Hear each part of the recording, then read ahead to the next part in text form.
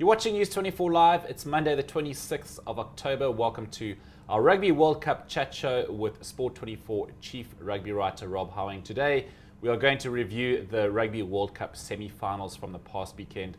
Of course, the Boks going down to the All Blacks 2018, and then we're going to touch on the Argentina-Australia result. Rob, good morning. Thank you very much for coming in. Hi, Nick. For our penultimate show, more than likely. You called the All Blacks to win by 6 points last week. They won by 2.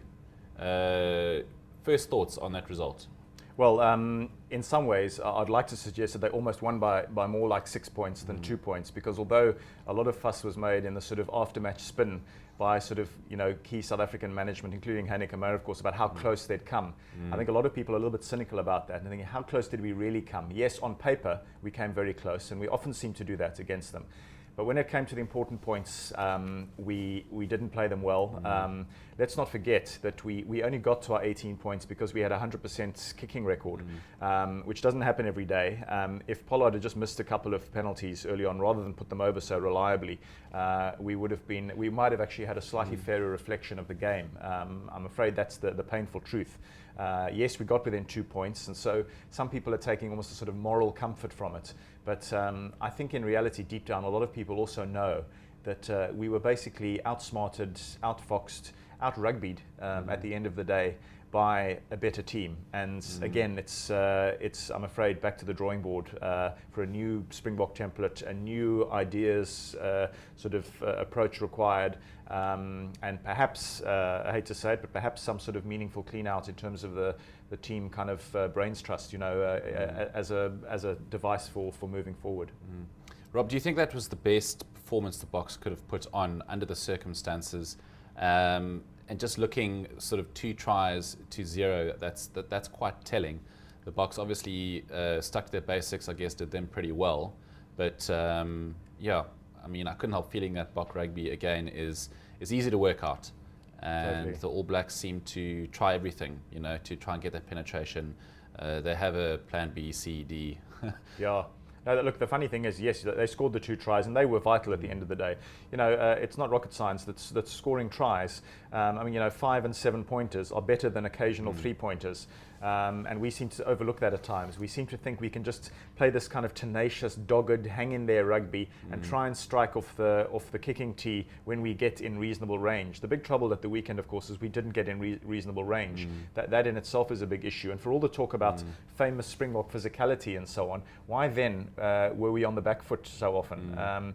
They just strategically, the All Blacks just played smarter. Unfortunately, they kept a lot and kept the Boks in the half. Why did the Boks not then counter with more sort of penetrating kicks into their half? Yeah, and the thing is, our exit kicking wasn't even particularly good. Interesting, I read somewhere after the game, somebody mentioned, for instance, the name of someone like Frans Steyn, who in the old days we know has a massive boot and was the kind of person who in a semi-final, he's the guy who can kick the leather off a ball and kick it 65 meters downfield, which would have at least sort of got the Springboks some traction in the opposition half or 22. I mean, how many visits did we pay? How many threatening visits did we pay to the All Black 22? Painfully few. That was really the gist of it, that South Africa were on the back foot for most of the game. And it's almost become too cultural for us to do that. We've almost become these kind of, sheepish, sort of polite losers to New Zealand. We know how to hold them to a close result. We've shown that quite a lot in sort of recent times, but it's not good enough to get us over the line. And in the old days, we used to be sort of 50-50 with the All Blacks. I'm afraid that statistically, they just keep, rocketing further ahead of South Africa in terms of supremacy. So lots to think about in Springbok rugby. Rob, also the backline seems to be underused. You've got these amazing playmakers like Jesse Kriel, Damon Delendi, the Springbok back three, which just didn't seem to get much ball. Yeah, it must be quite sort of humiliating for them in many ways, being confined to sort of scrambling, to defending, to chasing the occasional high ball or retrieving a high ball that's been put onto the Springboks. People like Brian Habana, JP Peterson, we know that they're every bit as proven and potentially as dangerous as your sort of Milner, Scudders and Saviers and so on.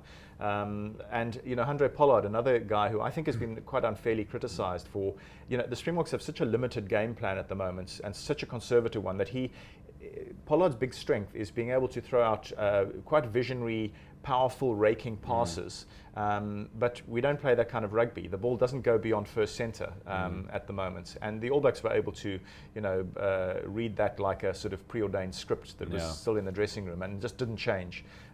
Jesse Creel, on very rare occasions that he got a little bit of front foot ball, actually looked dangerous, made a couple of little sniping breaks and so on. But for the most part, he was limited to a strictly defensive game. And you can't just play that sort of soak-up rugby non-stop. Even if we had edged out that game somehow and a little bit undeservedly, could we then have transferred the same dogged defensive approach into doing the same against hypothetically Australia in a final a week later? You need more front foot traction than that. You could say so near yet so far, but I still think we were much more sort of far than near, if you know what I mean. Now, Rob, looking ahead, how do the Boks then motivate themselves for a bronze playoff? And Heineke Meyer's future reports that he's going to have a second tenure. How do you feel about that? What kind of a brains trust do the Boks need? What kind of a shake-up do they need? Who would you like to see at the helm? Yeah, look, it's a difficult one because people call me a Heineke Meyer apologist. I'm not that. And in fact, I'll tell you what, over the last two games, I've actually lost a bit of patience and sort of, I'm going the other way a little bit now, I have to say, a little bit reluctantly. Heineke's the kind of guy who, once he digs into a job, tends to actually do quite well. With the Bulls, he had very problematic early days and then started transferring it into sort of title-winning success. Currie Cup, Super Rugby. Not too many South African coaches have won Super Rugby. He has. So he's not a bad coach, but I'm afraid he went into his shell in these last two games. So the Wales game, we very nearly lost. And that was quite an indictment on Springbok rugby. So I'm very much, I'm now sort of teetering, and I also have reservations now about a possible extension for him.